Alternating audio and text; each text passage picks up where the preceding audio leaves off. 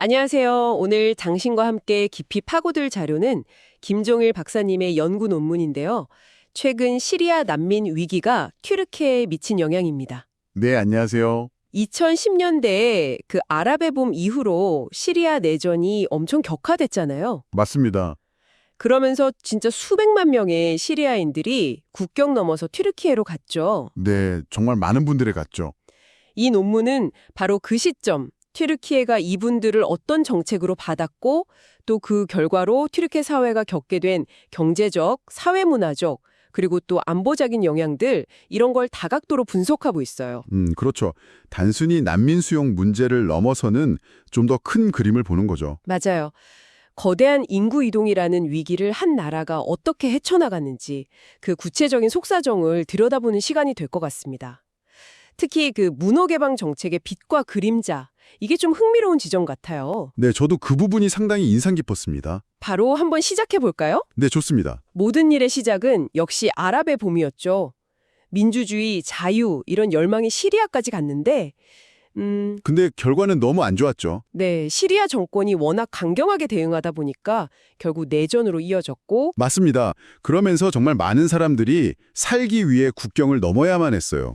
그리고 가장 많은 분들이 향한 곳이 바로 옆 나라 튀르키예였고요. 네, 지리적으로 가장 가깝기도 했고 이 논문 보니까 2017년 3월 기준으로요. 거의 300만 명에 가까운 시리아인이 이미 튀르키예에 있었다고 해요. 300만 명이요. 와, 정말 상상하기 힘든 숫자네요. 그렇죠. 한 나라가 감당하기에는 정말 엄청난 규모였죠. 근데 튀르키예가 이때 문호 개방 정책을 내세웠다고 하잖아요. 국경 넘는 사람들을 돌려보내지 않았다? 네, 일단은 받아들인 거죠. 인도주의적인 측면에서요. 하지만 국제법상 만민 지위를 준 건 아니었다면서요. 이 부분이 좀 특이한 것 같아요. 아, 네. 바로 그 지위 문제가 상당히 중요합니다. 튀르키예는 1951년 난민협약에 가입할 때 유럽에서 발생한 사건으로 인한 난민만 인정한다는 그 지리적 제한 조항을 뒀거든요. 아, 그런 조항이 있었군요. 네. 그래서 시리아인들한테는 공식적인 난민 지위 대신에 임시 보호, temporary protection이라는 어떻게 보면 좀 독특한 법적 지위를 부여했어요. 임시 보호요? 네. 말 그대로 대규모 유입이라는 예측 불가능한 상황에 대한 좀 임시적인 조치 성격이 강했던 거죠. 그럼 그분들은 어떻게 지냈나요? 전부 캠프에 있었던 건가요? 아니요, 그렇지는 않습니다. 정부의 재난위기관리청, AFAD라고 하죠. 여기서 주관해서 일부 난민 캠프, 바림마 메르케지라고 부르는데 이걸 운영하긴 했어요. 네. 근데 논문을 보면 대다수의 시리아인들은 사실 캠프 밖에 있는 도시 지역에 흩어져 살았다고 합니다. 도시 지역이요?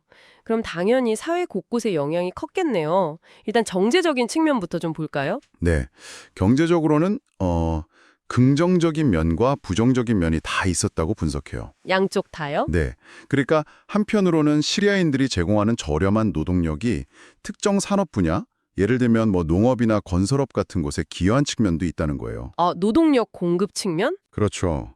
흔히 난민 유입은 그냥 부담만 준다고 생각하기 쉬운데 이 논문은 특정 분야에서는 오히려 시리아 노동력이 좀 활력을 줬다는 분석도 내놓고 있어요. 흥미롭죠. 네, 그건 좀 의외네요. 물론 근데 동시에 문제점도 많았죠. 비공식 부문 노동이 늘어나고 특정 지역에서는 물가나 집세가 막 오르고 아, 그렇죠. 수요가 갑자기 늘면 그럴 수 있겠네요. 그리고 특히 튀르키예의 저숙련 노동자들 같은 경우는 일자리를 잃거나 임금이 하락하는 그런 어려움도 겪었다고 지적합니다. 경쟁이 심화된 거군요. 네. 게다가 정부의 재정 부담이 정말 막대했어요. 2017년까지 난민 지원에 쓴 돈만 해도 논문에 따르면 무려 250억 달러 이상이라고 합니다. 와, 250억 달러요? 상상을 초월하는 액수인데요. 네. 정말 천문학적인 돈이죠. 국가 재정에 엄청난 부담이었을 겁니다. 경제 문제도 심각했지만 사람들 사이의 관계, 그러니까 사회 문화적인 갈등이나 어려움도 상당했을 것 같아요. 아, 그 부분 영향이 정말 컸습니다. 일단 공공 서비스 시스템에 가해진 부담이 엄청났죠. 특히 교육하고 보건의료 분야요. 교육이랑 의료요. 네. 갑자기 시리아 아이들이 엄청나게 늘어났는데 이 아이들을 어떻게 교육할 거냐? 또 의료 서비스 수요는 폭증하는데 이걸 어떻게 감당할 거냐. 이런 게 다 현실적인 문제였죠. 그렇겠네요. 학교나 병원이 갑자기 2배로 늘어날 수는 없으니까요. 그렇죠. 그리고 언어 문제, 문화 차이 이런 것 때문에 사회 통합에도 어려움이 많았고요.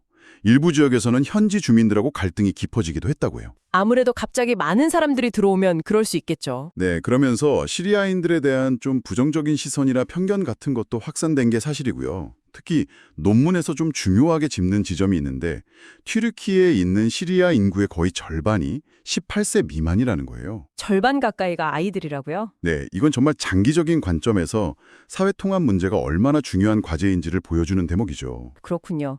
교육이나 의료 같은 사회 서비스 부담도 큰 문제인데 이렇게 국경 관리가 어려워지고 많은 사람들이 오가는 상황에서는 아무래도 안보 문제도 걱정이 됐을 것 같아요. 맞습니다. 안보 불안감 역시 굉장히 중요한 문제였어요. 일단 국경 통제 자체가 훨씬 어려워졌고요. 네. 그리고 난민들 틈에 혹시라도 DASH나 PKK 같은 급진주의 무장 세력 조직원들이 섞여 들어올 수 있다는 우려가 계속 나왔죠. 아, 테러 조직 잠입 가능성? 네, 실제로 튀르키예 안에서 테러 사건들이 발생하면서 이런 불안감은 더 커졌고요. 이게 사회 전반의 불안을 좀 증폭시키는 요인이 되었다고 논문은 분석하고 있습니다. 정말 복합적인 위기 상황이었네요. 그렇죠. 그런데 이 자료는 그냥 문제만 쭉 나열하는 게 아니라 튀르키예 정부가 이 복잡한 위기 상황을 어떻게든 관리하려고 노력했다는 점도 같이 보여줘요. 아, 위기 관리 노력. 네, 아까 말씀드린 임시보호제도 자체가 사실 통제불능 상태를 막으려는 관리 방식의 하나로 볼 수 있고요. 네, 그렇죠. 무작정 다 받아들인 게 아니라 제도적 틀을 만든 거니까요. 맞습니다.